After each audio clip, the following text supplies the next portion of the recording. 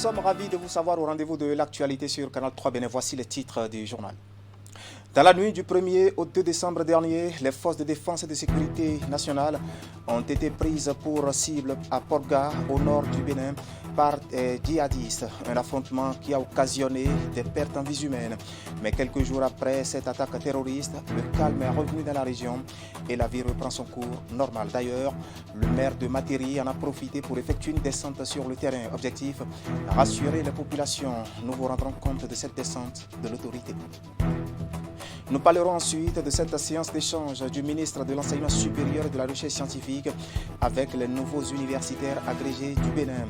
Ces derniers sont issus du 20e concours d'agrégation des sciences juridiques, politiques, économiques et de gestion qui a eu lieu courant novembre dernier. La rencontre, elle, vise à reconnaître les mérites de tous les participants et surtout la qualité des résultats qu'a obtenu le Bénin. Et puis en fin de journal, nous ferons connaître l'un des résultats de notre dossier sur les garages automobiles au Bénin. Ce sera un plein feu sur les véhicules de marque allemande. Leur fonctionnement, leur originalité et tout ce qui fait leur différence d'avec d'autres engins constitueront l'ossature de notre travail. Voilà pour le sommaire. Bien bonsoir et bienvenue à notre grande édition du soir de ce dimanche 5 décembre de l'année 2021. Le Bénin sous menace terroriste. Dans la nuit du 1er au 2 décembre dernier, les forces de défense et de sécurité ont été prises pour cible par un groupe de djihadistes dans un campement à Porga. Nous sommes au nord du pays. Il s'en est suivi un affrontement qui a occasionné des pertes en vies humaines et surtout des blessés. Quelques jours après cette attaque terroriste, le calme est revenu dans la région et la vie reprend son cours normal. D'ailleurs, le maire de Materi en a profité pour effectuer une descente sur le terrain. Objectif, rassurer les populations et surtout les amener à quitter leur localité pour le centre-ville de Porga. On va faire le point de cette descente de l'autorité avec Abdou Saab Idrissou et Alassane Harouna. C'est ici à Tandjani, un campement situé à environ 7 km de Porga Centre, dans la commune de Materi, au nord Bénin, que les premiers tirs nourris des groupes djihadistes sur les positions de l'armée béninoise ont été entendus dans la nuit du 1er au 2 décembre 2021. 72 heures après cette attaque meurtrière qui a fait plusieurs morts et des blessés dans les deux camps, sur le terrain, c'est la quiétude totale avec une forte présence militaire, mais les populations sont encore sous le choc. Les tirs ont commencé à partir de minuit. On était déjà dans les chambres, on dormait déjà. Et ce sont des tirs là qui nous ont réveillés. Donc c'était entre au milieu de Kualo et Tandjani, dans le village que je suis. Donc on a paniqué, sinon on n'a pas pu sortir. On est toujours resté dans les chambres. Et ce n'est que le lendemain, et on a appris que c'est les djihadistes qui sont venus attaquer nos frères militaires qui étaient juste au bord du fleuve, non loin de Kualo. Jusqu'aujourd'hui, on ne dort pas ni manger parce qu'on a peur. Toujours, on ne sait pas si c'est fini, la guerre est finie ou bien ça vient de commencer. Théâtre des affrontements entre les groupes djihadistes et les forces de sécurité et de défense béninoises, Tandjani et ses 500 hommes ont traversé pour la première fois une nuit blanche. Très préoccupé par la situation, l'autorité communale est descendue sur les lieux pour rassurer les populations riveraines qui ont été affectées par cet événement malheureux. Nous sommes venus au nom de l'État pour en même temps échanger avec la population, pour dire que les forces de défense sont disposées à les défendre. Mais nous avons en face un ennemi qui n'a rien à gagner que de détruire. Hormis les dispositions sécuritaires prises par l'État béninois pour garantir la sécurité et éviter d'éventuelles représailles des groupes djihadistes sur les populations, le maire Robert Wembo Kassa a demandé à ses administrés de se déplacer vers Porga Centre. Donc nous demandons à cette population qui est coupée du village de Porga où la sécurité est déjà rassurée, nous leur demandons de replier sur cette zone. C'est une population de près de 500 habitants. Donc au même moment, nous savons ceux qui vivaient chez eux, un matin qu'on leur demande vraiment sauver les vies, oui, mais nous avons besoin d'avoir un accompagnement pour assurer l'évacuation et aussi créer les conditions minimales pour leur intégration à l'intérieur de Porga où il y avait déjà des difficultés de survie. À peine le message de l'autorité communale passé que déjà certaines populations plient bagage.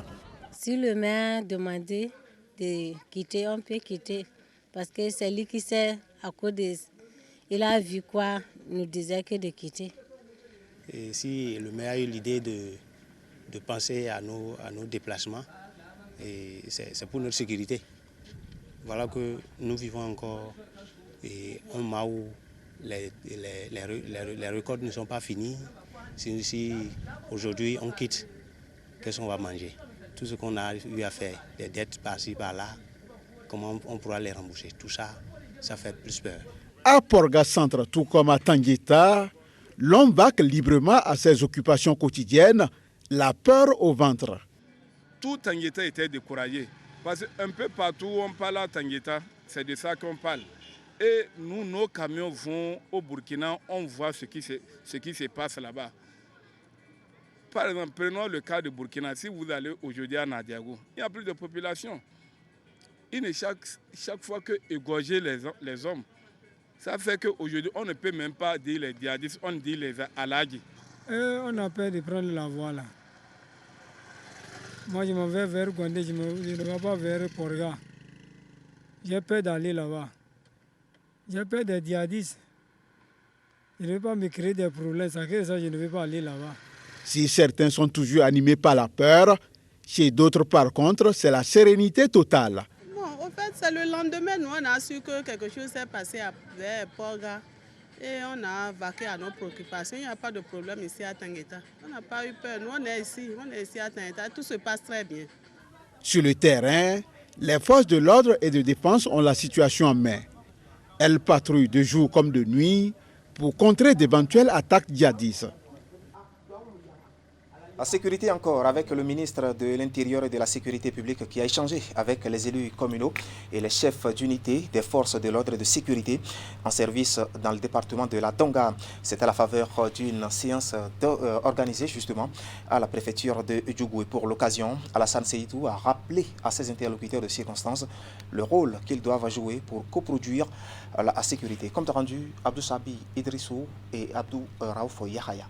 Plus en plus, nous aurons affaire à une guerre atypique. 6 mois après sa prise des commandes du ministère de l'Intérieur, de la Sécurité publique et après la montée en puissance des menaces terroristes dans le pays, Alassane Seydou est venu sensibiliser les élus locaux, communaux, les chefs d'unité des forces de l'ordre, de sécurité et de défense sur la nécessité de coproduire la sécurité. Désormais, il faut être attentif à tout. Il ne faut rien négliger. À l'étape de Djougou, pour le compte du département de la Donga, l'autorité ministérielle va insister sur la franche collaboration et la complicité qui devrait exister entre les populations et les forces de l'ordre.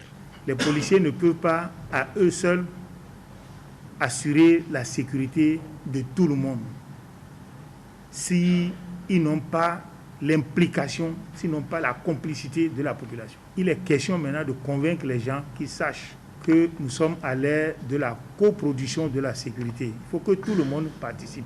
Nous sommes les bénéficiaires, mais nous devons œuvrer pour. Si nous n'œuvrons pas pour, nous n'aurons pas le résultat escompté. Désormais, tout le monde doit jouer sa partition. Cette rencontre qui intervient dans un contexte marqué par l'extrémisme violent vise fondamentalement à poser les jalons pour la paix, la sûreté et la sécurité qui constituent le socle d'un développement harmonieux et durable. Sous le leadership du chef de l'État, le gouvernement a opéré des réformes. Et ces réformes nous ont permis d'avoir aujourd'hui une police qui est communautaire.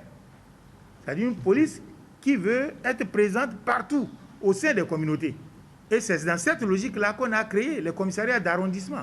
Ça n'existait pas par le passé. À travers ces assises, les élus locaux, communaux et autres acteurs concernés par les questions sécuritaires découvrent davantage leurs responsabilités pour la consolidation de la paix, la stabilité et surtout leur rôle indéniable dans la lutte contre le terrorisme et l'extrémisme violent. Ça permet juste de savoir que l'État central pense à nous, nous qui sommes dans les postes avancés par rapport aux zones de prédilection de ces gens sur lesquels la civilisation n'a plus prise.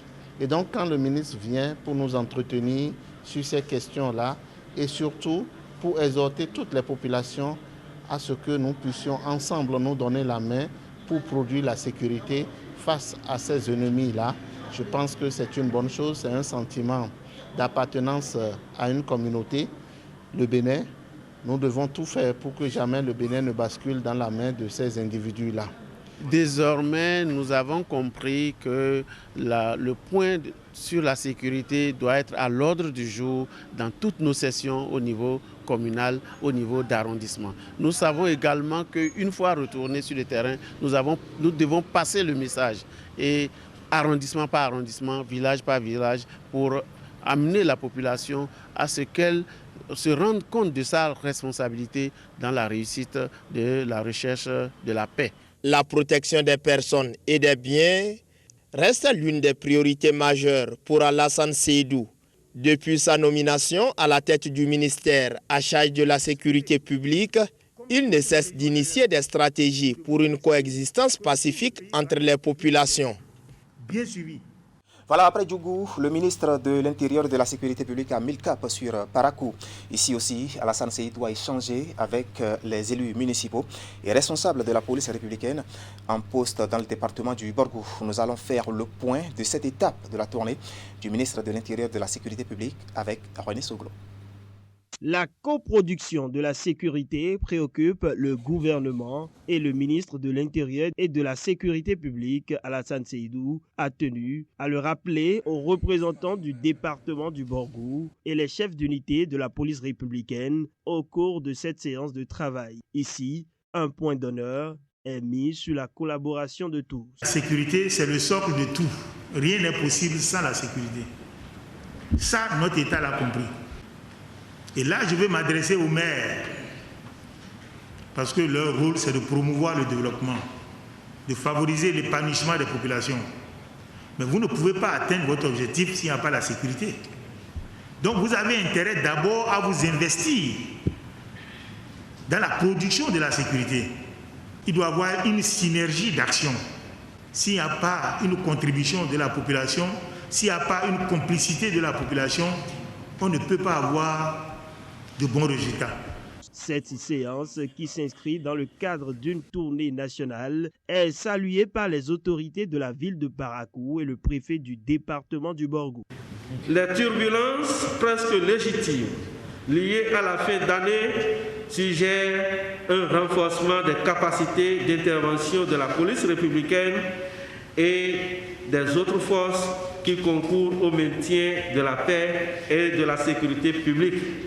Monsieur le ministre, j'ai osé appeler votre bienveillante attention sur ces aspects pour contribuer à l'enrichissement de la présente séance de travail que vous avez bien voulu organiser.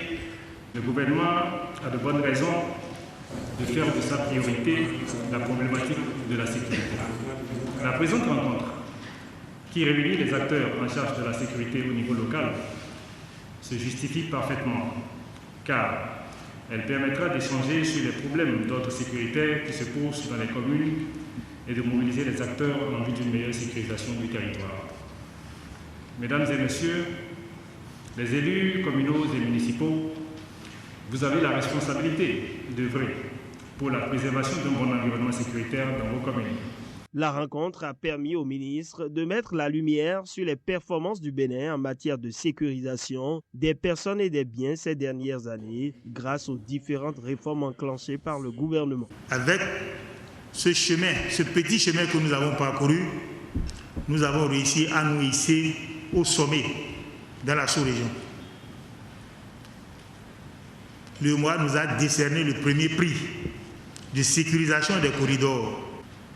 Il y a quelques années, lorsque vous quittez Cotonou pour le Septentrion, arrivé à Kilibor, vous devez vous arrêter, on vous met en cortège, on vous met les policiers devant et derrière, parce qu'il n'y a pas de sécurité sur les voies. Aujourd'hui, même seul, dans votre voiture, vous pouvez quitter Cotonou et vous rendre à Malanville. Toute la nuit, vous pouvez circuler toute la nuit. vous allez juste rencontrer les policiers qui font la patrouille. En apportant des réponses précises aux différentes préoccupations posées au cours de cette séance, le ministre de l'Intérieur et de la Sécurité publique est revenu sur la lutte contre le rançonnement et les tracasseries routières, tout en invitant la police républicaine à ne pas céder au relâchement. Voilà, de la sécurité à la justice, les juridictions de fond ont officiellement démarré leurs activités pour le compte de l'année judiciaire 2021-2022, à la suite bien sûr de la Cour suprême, une rentrée judiciaire placée sous le thème « Justice entre indépendance et reddition de comptes ». La cérémonie solennelle de rentrée judiciaire, elle, s'est déroulée à la Cour d'appel de Cotonou. Tous les corps constitués ou presque de la maison justice étaient présents, comme nous le disent ici, Herman Niamboussou et Mofid Sabouan. La maison justice prend ainsi son envol pour le compte de l'année judiciaire 2021-2022. Si l'option de la rentrée solennelle tournante a fait de la cour d'appel d'Abomey l'hôte de l'année dernière, c'est celle de Cotonou qui abrite cette année la dite rentrée. L'audience solennelle de rentrée judiciaire est ouverte, veuillez vous asseoir. Et le thème retenu à cette occasion est bien à propos pour situer la justice dans son rôle de pilier de la démocratie. Entre indépendance et reddition de comptes, la justice béninoise se doit de restaurer son image auprès du justiciable. C'est ce qu'a plaidé le bâtonnier de l'ordre des avocats au nom des corps constitués de la maison justice. La troisième réforme consistera à élaborer un code de déontologie du magistrat.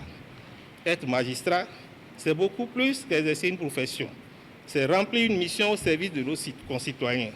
C'est être le garant des libertés individuelles, mais aussi le protecteur des plus fragiles et des plus vulnérables. C'est assumer une charge publique. Pilier phare d'un État qui se veut démocratique, la justice se doit de réclamer son indépendance et une certaine déontologie qui la soustrait du joug de l'exécutif, ce qui n'est possible que par une relecture de la loi qui porte organisation judiciaire en République du Bénin. Les justiciables veulent bien être rassurés par rapport à la personnalité de ceux qui sont chargés de décider de leurs biens, de leur liberté. Mais au-delà, ils tiennent à ce que ceux dont leurs impôts servent à payer les salaires, les toges et autres, rendent compte ou justifient qu'ils méritent les privilèges dont ils jouissent dans la société. Pour une cour d'appel à compétence territoriale couvrant 4 départements et plus de 4 millions d'habitants et bien des juridictions spécialisées, la tâche n'est souvent pas chose aisée. À côté du travail colossal qu'abattent les tribunaux d'instance et les différents services de l'ordre judiciaire, beaucoup reste cependant à faire. Pour chaque décision rendue, chaque acte posé, nous avons un devoir de compte rendu. La justice n'est pas un réseau d'enrichissement. Et un sage conseillait à son enfant de fuir l'amour de l'argent et l'injustice, car chacun recevra sa récompense. Chacun recevra sa récompense selon son travail. Le Bénin en matière de justice fait du chemin. Tout n'est pas rose. Et le thème de cette année judiciaire renvoie la justice à une introspection profonde qui fait de celle-ci un mandataire du peuple souverain. Il est nécessaire de susciter du magistrat béninois un sens élevé de responsabilité, qui l'invite à n'adopter que des comportements visant à satisfaire l'intérêt collectif dont il est le garant et le gardien. Justice béninoise, entre indépendance et reddition de comptes, le thème résume assez bien les différentes appréhensions, mais aussi les insatisfactions et critiques formulées à l'égard de la justice béninoise. L'unanimité est faite sur une seule chose, faire en sorte que le justiciable reprenne confiance en sa justice. Voilà un compte rendu signé Herman Niamboussou et Mofid Sabouhan. Direction Grand Popo dans le département du Mono pour évoquer ce colloque qui a regroupé autour d'une même table des écrivains, des artistes et des chercheurs en sciences humaines et sociales. Une initiative de l'Académie nationale des sciences, arts et lettres du Bénin. Le thème, histoire, création artistique et développement. Voici les détails avec Geoffroy Mensan et Florent Dou. Voici des membres de la commission permanente communication, art et culture de l'Ansalbe l'Académie nationale des sciences, arts et lettres du Bénin. Ils sont ici à Grand Popo, dans le département du Mono, et sont les acteurs d'un colloque qui lance en cette matinée du mercredi 1er décembre 2021 ses activités. Le thème central du colloque est « Histoire, création artistique et développement ». Le sujet est moins concret seulement en apparence, puisque les questions qui seront au cœur des réflexions n'en sont pas pour autant éloignées du vécu quotidien et des préoccupations quotidiennes des Béninoises et des Béninois. Il est prévu des débats sur des questions dont l'intérêt sociopolitique ne fait aucun doute, comme par exemple être citoyen béninois, de la conscience ethnique à la conscience nationale, implications et exigences. C'est dire que le festin scientifique et culturel qui a été préparé sera des plus nourrissants. Cela laisse espérer que les conclusions de vos travaux seront une contribution de qualité à la construction nationale au plan à la fois économique, culturel et sociopolitique. 4 panels et des communications vont meubler les travaux qui s'étalent sur 48 heures. Parmi les sujets qui vont servir de fil conducteur à ce rendez-vous scientifique, on peut citer l'archéologie préventive au service du développement, apport du patrimoine immatériel à l'offre touristique du Bénin, enjeux et perspectives, les leçons de l'histoire dans les fantômes du Brésil, de Florent Kouaozotti, et l'histoire dans l'œuvre de Jean Pliard, quelles leçons pour le présent. Qu'elles aient un contenu plus socio-historique que politique, ou le contraire, toutes les communications tendent à montrer que l'histoire est le fondement de toutes nos réflexions. C'est exprès d'ailleurs que la première communication est celle d'un historien. En allant au-delà des communications, nous tenterons de répondre à des interrogations que suggère le contexte culturel de notre pays, comme celle-ci: existe-t-il une identité culturelle béninoise? Si oui, comment s'articule-t-elle avec les identités ethniques de base? Enfin, je voudrais insister sur le fait qu'une bonne connaissance de notre histoire nationale commune et de nos différents héritages culturels peut nous aider à mieux cerner et à mieux assumer le présent et à construire l'avenir avec plus de discernement et moins de risques d'échec. À travers les résultats issus des travaux, ces têtes pensantes sont appelées à montrer le rôle et l'intérêt de l'histoire comme source d'inspiration dans la création littéraire artistique. Elles devront également mettre en évidence les leçons de l'histoire au plan politique, sociologique et culturel, telles qu'on peut les déduire des œuvres littéraires et artistiques. Éléonore Yahi Ladécan face aux nouveaux universitaires agrégés du Bénin. Ces derniers sont issus du 20e concours d'agrégation des sciences juridiques, politiques, économiques et de gestion qui a eu lieu courant novembre dernier. Et au cours d'une séance d'échange, la ministre de l'Enseignement supérieur et de la Recherche scientifique leur a reconnu les mérites et surtout la qualité de leurs résultats. Le compte rendu est signé Teddy Goudalo. C'est une occasion solennelle. Éléonore Yahi Ladécan, ministre de l'Enseignement supérieur et de la Recherche scientifique, en face des nouveaux agrégés du Bénin enregistrés par le CAMES. Ils sont issus de la session 2021 du 20e concours d'agrégation des sciences juridiques, politiques, économiques et de gestion. La rencontre de l'autorité avec ces anciens chercheurs se veut un moment de célébration de leur bravoure le long du processus de ce concours. Nous avons été fiers de voir qu'au niveau donné, puisqu'on a cité parfois les 4 premiers, les 2 premiers, et on a vu également qu'il y a des Béninois parmi ceux-là. Donc on n'est pas reçu avec mention passable. Nous voulons partager cette fierté avec vous et dire que c'est l'ensemble du pays qui est fier de vous. Vous ne sortez pas d'un processus banal qu'il faut fouler aux pieds, et dans notre façon de parler, dans notre façon de nous comporter, cela doit se ressentir sur nous, dans nos comportements, dans nos propos. Ce concours d'agrégation n'aurait pas eu lieu sans la volonté du gouvernement béninois qui a accepté abriter cet événement novembre dernier. Le Bénin, qui s'est représenté à ce concours avec 18 candidats, a enregistré un taux de réussite de 55,55%, soit 10 admissibilités. Ils repartent chacun à cet effet avec une attestation de félicitations. Très honoré par cette marque de confiance que Madame la ministre a bien voulu témoigner envers l'ensemble des candidats, y compris les candidats admis et ceux qui sont de nouveaux candidats pour le prochain concours. Je dirais merci aussi au gouvernement pour tout l'accompagnement dont nous avons bénéficié pour la réussite à ce concours, et la suite, je dirais, c'est la responsabilité qui nous incombe au sein de nos universités. Mais je suis heureux du résultat que le Bénin a eu à ce concours, qui est un concours très exigeant. Donc le Bénin a tiré son épingle du jeu. Et donc il est donc important de remercier vraiment Madame la ministre pour s'être mobilisée un certain nombre de pertes de ressources humaines, et également à travers le gouvernement, des ressources financières pour pouvoir tenir ce concours au Bénin. Lorsque vous regardez les candidats, le nombre de ces pays, et que vous voyez nous, d'où nous sommes partis, ce que nous avons donné, paf, mes chers amis, levons-nous, applaudissons. C'est important.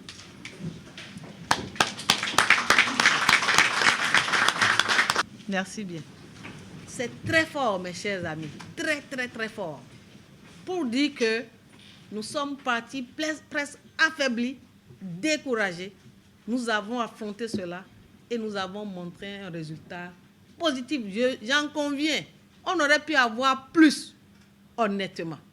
Honnêtement, je partage les peines de certaines personnes qui sont presque déjà arrivées au bout et qui ont été éjectées. Honnêtement, nous partageons les peines. Ce résultat semble être satisfaisant pour Léonore Yaïla Dekan, vu le contexte et les conditions de participation du Bénin. Cependant, des efforts restent à fournir pour une amélioration assez remarquable du rendement lors des prochaines éditions de ce concours. Aujourd'hui, c'est la journée mondiale des sols et pour cette année 2021, les réflexions s'articulent autour du thème « Stopper la salinisation des sols pour accroître leur productivité ». Et pour l'occasion, le ministre en charge de l'agriculture a délivré un message à l'endroit de tous les concitoyens et surtout en direction des acteurs du monde agricole. Écoutez ici Gaston Dossoui. 5 décembre 2021, à l'instar de la communauté internationale, mon pays, le Bénin, fête la journée mondiale des sols. L'objectif visé en instituant cette journée est de sensibiliser le grand public sur l'importance de maintenir des écosystèmes sains pour le bien-être humain en abordant les défis de plus en plus croissants de la dégradation des sols, en luttant contre la salinisation et en encourageant les sociétés à améliorer la santé des sols. Le sol est une ressource fondamentale et un élément essentiel de l'environnement naturel dont dépend la plupart des aliments de la planète. Au Bénin, la proportion de sols dégradés ou en dégradation est estimée à 62% de nos emblavures, estimation faite par l'Institut national de recherche agricole.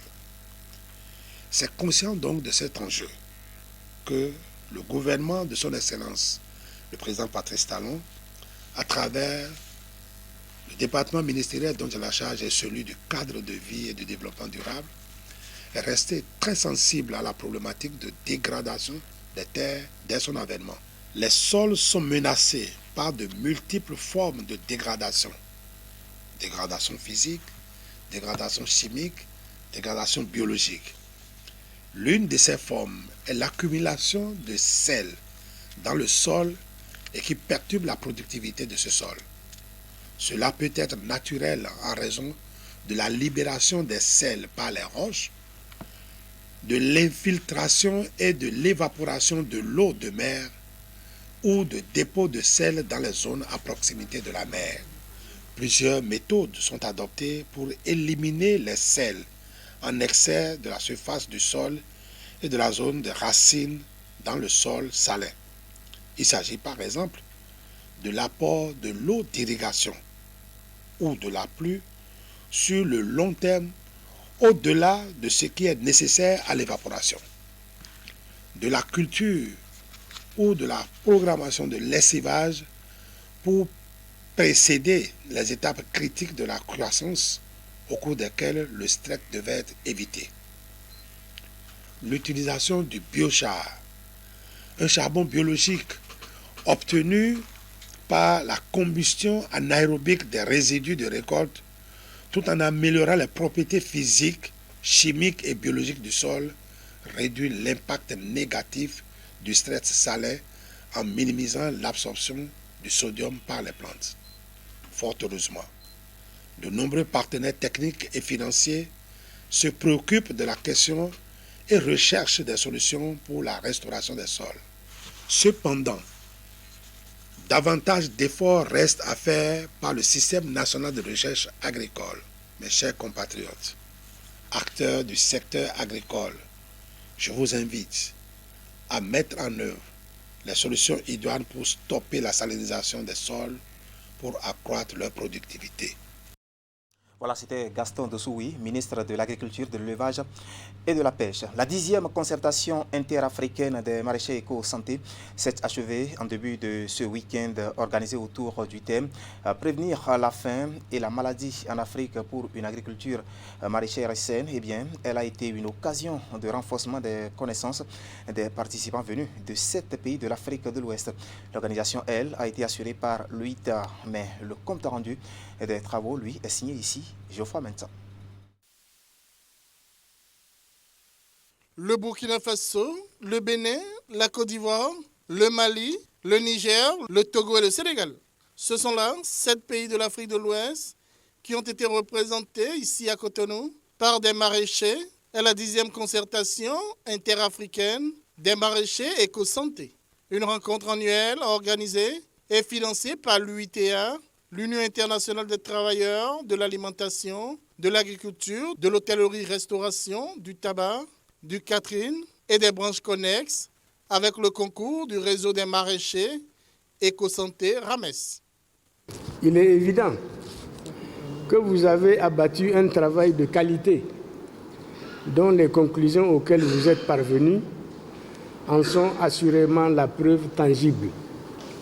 C'est pourquoi, au nom de l'UITA, permettez-moi de vous féliciter sincèrement pour les résultats obtenus en si peu de temps.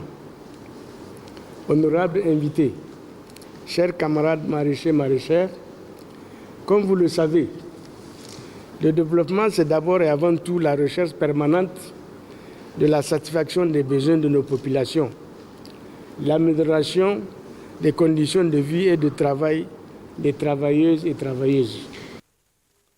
La concertation a permis aux participants de se pencher sur le thème « Prévenir la faim et la maladie en Afrique pour une agriculture maraîchère saine ». Elle a été marquée par des communications, des débats, des échanges d'expériences et une visite de terrain. Elle s'achève sur de bonnes résolutions après 72 heures d'activité. Je tiens à féliciter les autorités qui ont organisé la 10e concertation interafricaine. Les communications sont bien passées. Nous avons reçu beaucoup d'informations. Nous les félicitons et nous rendons hommage au professeur Fayomi pour cette belle initiative. Nous ne l'oublierons pas et nous continuerons le combat. Au nom de tous les camarades béninois, je dis merci. Merci pour tout ce que vous faites pour cette jeunesse. Et nous devons reconnaître désormais que la balle est dans notre camp. Si RAMES doit exister, si RAMES doit évoluer, c'est désormais nous. Je remercie surtout les initiateurs qui essaient d'appuyer, je m'excuse du terme, les moindres qui ont besoin d'appui pour qu'ils puissent évoluer. Chaque délégation retourne à la maison avec la ferme résolution de mettre en pratique les notions reçues. 4 délégations de maraîchers, à savoir le Burkina Faso, le Bénin, le Niger et le Togo, repartent avec dans le sac une somme de 1 million de francs CFA d'appui à la réalisation d'une initiative de développement à la base et qui porte la griffe éco-santé. Voilà, nous allons rester dans la région du sud-ouest du Bénin où le ministre des Enseignements secondaires, techniques et de la formation professionnelle a lancé en milieu de semaine à Lokossa la formation pour le niveau 1 du cycle 1 en alphabétisation. Une formation organisée à l'intention des 168 facilitateurs provenant des 77 communes du Bénin. Objectif, à renforcer leur capacité d'intervention en vue de l'amélioration des prestations qu'ils offrent aux femmes et aux hommes des localités en quête d'un épanouissement socio-économique. Le ministre Kouarou Tchabi, Yves, en a profité bien sûr pour faire une visite aux mécaniciens auto en formation dans la cité. Nous allons retrouver ici Geoffroy Mentan et Florent Do. Le ministre des Enseignements secondaires, techniques et de la formation professionnelle procède dans cette salle de l'hôtel Leng de Lokossa au lancement de la formation de facilitateurs en alphabétisation. La formation porte sur le niveau 1 du cycle 1 en alphabétisation et concerne 168 facilitateurs provenant des 77 communes du Bénin, compte 134 facilitateurs retenus dans 46 communes lors de la campagne précédente. Monsieur le ministre, je voudrais vous exprimer au nom de tous ceux qui sont dans la salle et au nom de tout ce monde d'alphabétisés ou alphabétisés, toute la reconnaissance du sous-secteur pour le soutien que vous avez décidé de lui apporter en étant vous-même présent à cette cérémonie officielle de lancement de la formation des facilitateurs. Sans votre implication personnelle, cette formation des facilitateurs n'aurait pas été une réalité. J'ai l'habitude de dire que la langue n'est pas qu'expression. C'est à la fois une clé avec des codes et des mots de passe. Et parce que nous avons l'obligation d'avoir des codes et des mots de passe pour nous protéger dans ce monde où la géopolitique impose des rapports de force, nous avons l'obligation d'aller à l'école de nos langues. Et c'est pour ça que cette activité, pour moi, n'est pas une activité à sous-estimer. On devrait commencer le fondement du développement par ici. Les facilitateurs concernés ici seront à l'enseignement du Fon, du Sahoué, du Minan et du Adjagbe. Les modules de formation vont aborder des thématiques telles que l'animation en cours d'alphabétisation selon l'approche passerelle, les éléments de base en psychologie de l'adulte, les différents principes andragogiques et le recueil des représentations sur les qualités et le rôle du facilitateur. Mon souhait le plus ardent est qu'à l'issue de cette formation, vos capacités d'intervention soient renforcées en vue de l'amélioration de vos prestations au profit des braves femmes et hommes de nos localités en quête d'épanouissement socio-économique. Ce faisant, vous contribuerez à l'atteinte de l'un des objectifs majeurs du gouvernement du président Patrice Talon, à savoir l'éradication de l'analphabétisme et la réduction de la pauvreté dans notre pays. Mesdames et messieurs, eu égard à la qualité des formateurs qui sont chargés de dispenser la formation, je ne doute pas un instant de la qualité du travail qui sera fait. À la suite de cette cérémonie de lancement, le ministre, entouré de son staff, s'est rendu au quartier Fongba, au niveau du garage communal de Lokossa, pour échanger avec les mécaniciens auto de la région en recyclage pour le compte du volet, formation du projet Arche, assurance pour le renforcement du capital humain. Sur tout un autre plan, nous poursuivons notre aventure dans l'univers des mécaniciens et des garagistes au Bénin. Aujourd'hui, nous allons nous intéresser aux véhicules de marque allemande, leur fonctionnement, leur originalité et tout ce qui fait bien sûr leur différence d'avec les autres engins ont réveillé notre curiosité. Et notre guide dans cet exercice est un passionné de ces véhicules et spécialiste de leur réparation. Regardez. Ces véhicules de marque allemande ont bercé son enfance. Adolescent et adulte, son goût pour ce type d'engin ne faiblira point. C'est donc à dessein que le choix de filière de formation sera bien motivé par cet amour. Moi, depuis que j'ai pris ma diplôme, j'étais entre Mercedes BM. Et je les aime. C'est pourquoi toujours c'est les voitures préférées chez moi. Comme Tony, bien de personnes sont utilisatrices des véhicules de marque allemande. Quand tout va bien, on garde le sourire. Le cas échéant, il faut solliciter les services des mécaniciens. Dans cette quête de solutions, le réflexe annonce les spécialistes. Mais la plupart de mon travail, tu vois, c'est des trucs à mon port, Range Rover, BM, Mercedes. C'est ça la plupart. Dans ce garage à moteur exclusivement allemand, Range Rover, Land Rover, Mercedes, BMW Volonté, j'en passe, les pannes sont identifiées via le scanner. Supposons des pannes mécaniques, là, tu es obligé de conduire, soulever la voiture toi-même pour que tu puisses détecter. Mais quand c'est des problèmes électroniques, tu es obligé de mettre le scanner. Il y a des nouveaux véhicules comme Mercedes, nouveau modèle là. Si tu n'as pas de scanner là, tu ne peux pas changer les plaquettes. Ici, il y a un fuite d'huile. Oui, on est en train de changer le joint cache-culbuteur là. Mais il y a 2 boulons qui sont foirés. On est en train d'arranger les pas. Parce que les culasses pour les nouveaux véhicules là, c'est maintenant en alu. Et quand c'est chaud là, et tu enlèves, des fois ça tire les pas et les trucs se gâtent. Donc on est obligé de faire des kilos dedans. Le plus fréquent de ces soucis sujets à réparation, c'est le chauffage. Et le patron des lieux explique. La plupart des véhicules qui viennent ici, ce n'est pas tropicalisé. Ça vient des États-Unis, ça vient de l'Europe. Ce n'est pas des voitures tropicalisées. Ce ne sont pas adaptées pour Cotonou. C'est pourquoi il y a trop de problèmes de chauffage, des moteurs. Parce qu'ici, ça ne supporte pas trop de chaleur. Mais avant, c'était toujours problème de suspension, amortisseur. S'il y a un bloc, toujours ça gâtait. Parce qu'avant, les voies n'étaient pas bonnes. Mais maintenant, la plupart des voies sont bonnes. Ces problèmes, c'est un peu rare. Ici, c'est un problème de moteur. Ouais. Ça, c'est chauffé avec lui. Ils n'ont pas fait attention. Ils ont roulé jusqu'à ce que le moteur est bloqué. Ouais. Et là, quand c'est comme ça, qu'est-ce que vous faites? On change.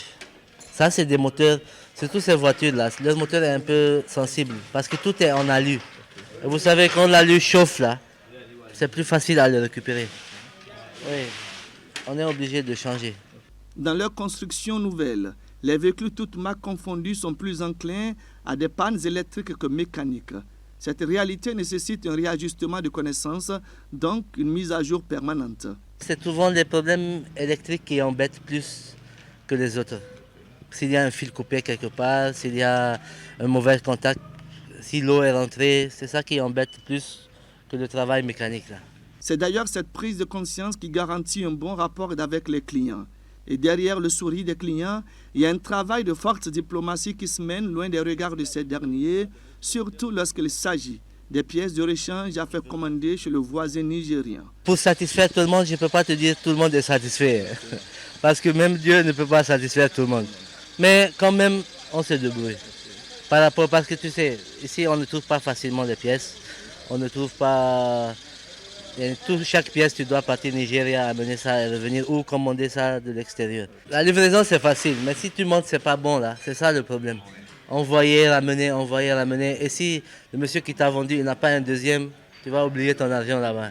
Pour reprendre ton argent, c'est ça le catastrophe. Là. Oui, il va commencer à te dire, achète autre pièce, amène autre pièce. Mais c'est pas, on a trop perdu de trucs au Nigeria à cause de ça. De toute évidence, et la certitude va avec, véhicule de marque allemande rime avec une certaine aisance financière et le recours à un mécanicien spécialiste de ces genres de moteurs est tout simplement raisonnable. Voilà, vous êtes utilisateur de véhicules, vous êtes suffisamment averti. Ainsi va l'actualité ce soir sur Canal 3 Bénin. Toute l'équipe technique et celle de la rédaction qui m'accompagne vous remercie de nous avoir suivis. Ne zappez surtout pas. Juste après le générique de fin de ce journal, je vous retrouve pour la revue de presse hebdomadaire. À très vite donc.